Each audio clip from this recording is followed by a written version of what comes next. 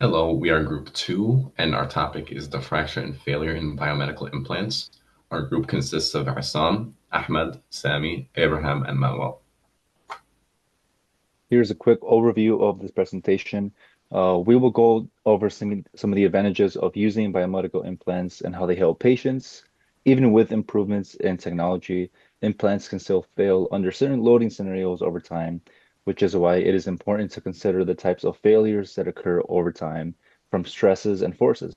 Overall, scientists and engineers have developed careful research to show how these implants work and have introduced interesting techniques for studying them, which is what we will showcase in the next few slides. Going over the causes of implant failures. There are multiple implant failures, and one of them is mechanical stress, which is continuous loading and movement that can cause fatigue and fractures. Second one is corrosion, which is exposure to bodily fluids that can weaken metal implants over time. The third one is wear and tear, which is repeated use that leads to material degradation, especially in joint replacements. And the fourth and final one is biological reactions, which the body may reject or degrade the implant, leading to failure. So, some design choices that are used to prevent failure in these biomedical implants is mainly the material choice. So, metals such as titanium and polymers and ceramics, and also composites that are used for implants. These vary depending on where in the body the implant is used. In areas that get a lot more bodily fluids, certain metals would not be used, and maybe some composites would be preferable in those areas. Another one is manufacturing defects. When the part is produced, not necessarily all of them are going to be like up to design. So how would the defects in the product affect the individual that is installed into, which leads into the mechanical loading. So how does the factor of safety for a device in the body compared to other uh, biomedical implants in other places that would be in the body? Generally, these implants would have a factor of safety of at least three because certain factors, such as jumping or falling from certain places, may overload the implants under certain conditions. And the final one is the biological factors. So, what is the body's reaction to foreign objects? The main concerns are inflammation and infection. How would an infection compromise the implant if it infects the surrounding area? This slide highlights the critical role of material and the durability of medical implants. Titanium's alloy, known for the strength, are preferred for heavy-duty, weight-bearing implants like hips. Zirconia ceramics are used for their outstanding wear resistance in joints implants, ensuring longevity. Peak polymers provide the necessary flexibility and strength, making them ideal for cranial implants and similar applications.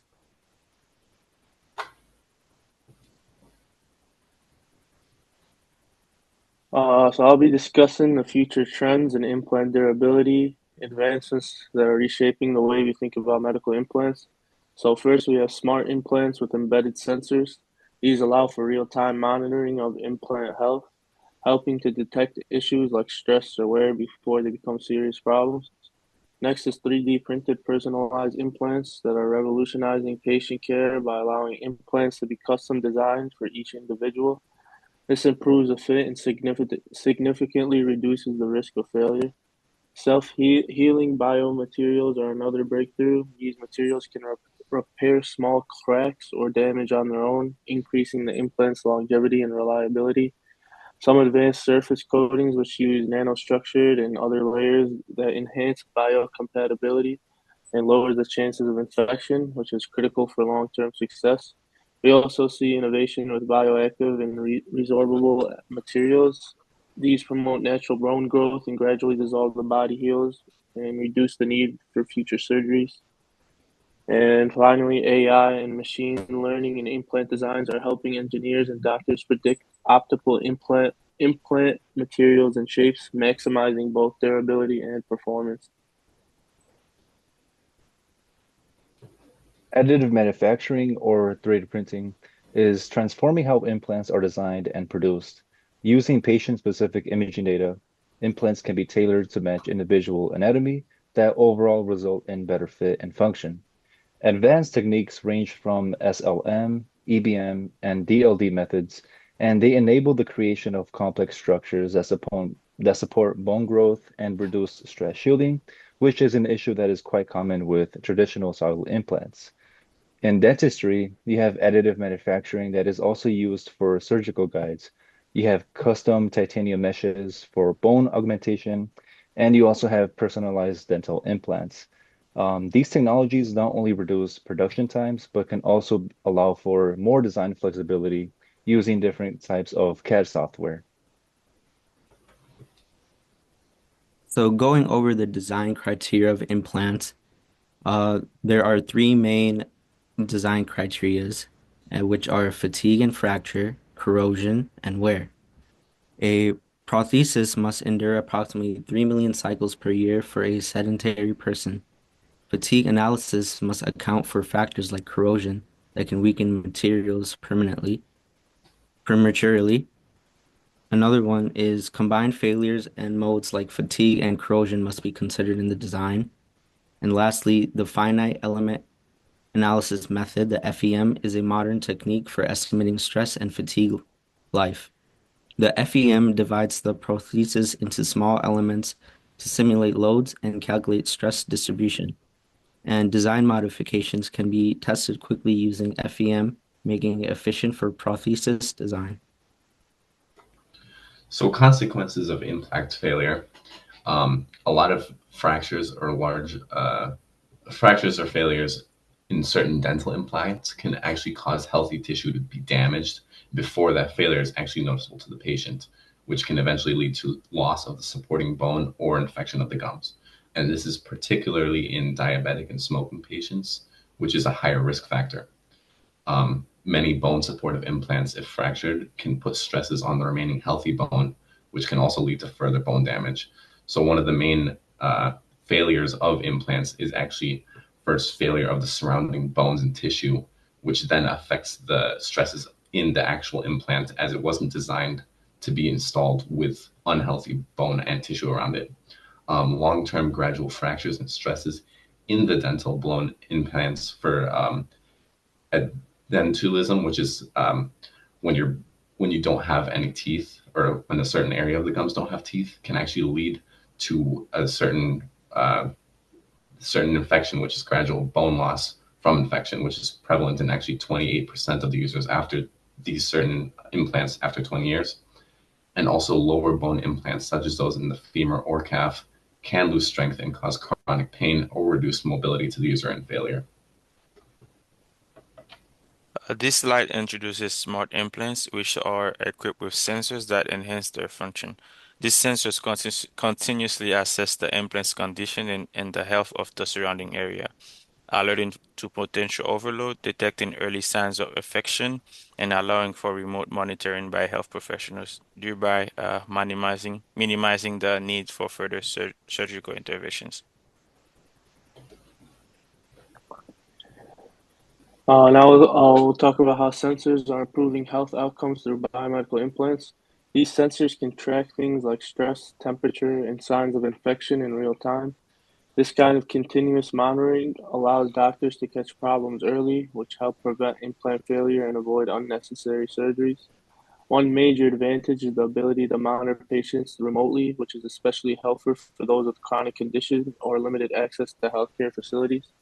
We see sensors being used in various types of implants. For example, bone and joint implants can measure pressure and movement to assess how well a patient is healing. Heart devices use sensors to check for irregular heartbeats, and dental implants can detect harmful bacteria, helping to prevent infection. Of course, there are still some challenges. Powering these sensors is hard, and they often rely on tiny batteries or even harvest energy from body movement. To ensure safety, sensors need to be coated with biocompatible materials so they don't trigger negative reactions in the body. And finally, data privacy is critical, so secure wireless signals are used to protect patient information.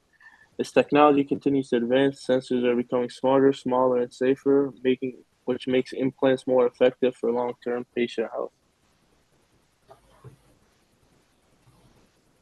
Implants are subjected to different loads over time, making testing an essential part of failure analysis.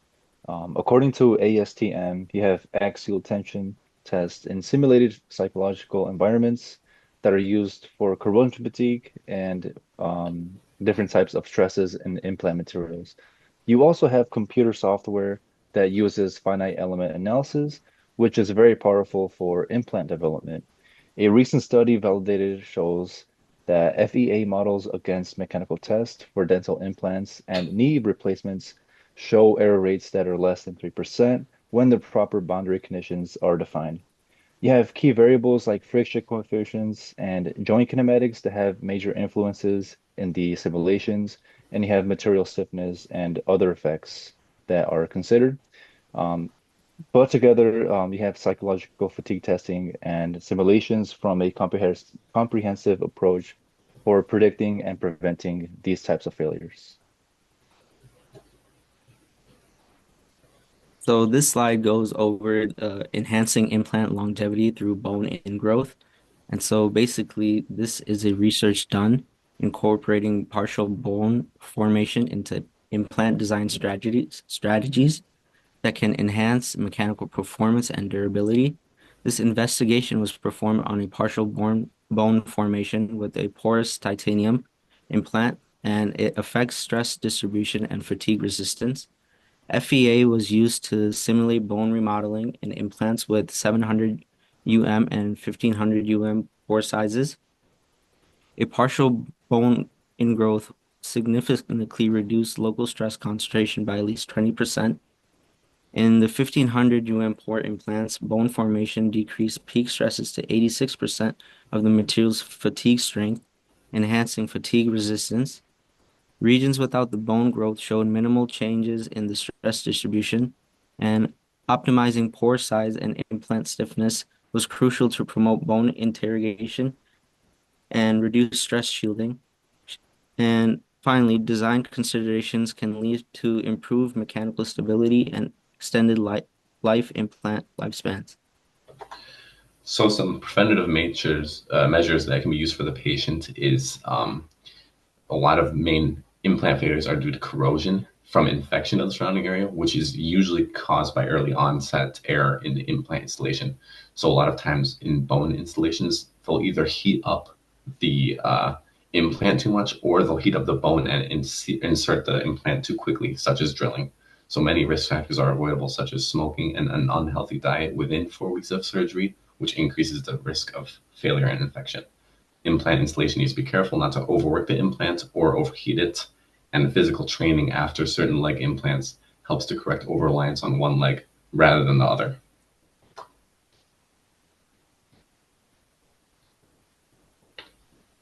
This slide talks about coatings applied to implants. These coatings are designed to protect against corrosion, fight infection, and help the implants bond more effectively with the bone, enhancing both the functionality and longevity of the implant.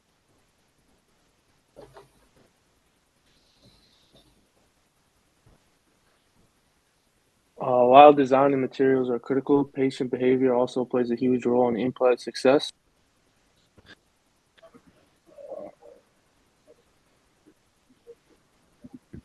Many failures are linked to factors like infection, which often starts during shortly after surgery. Things like smoking, poor diet, or improper recovery can significantly increase the risk.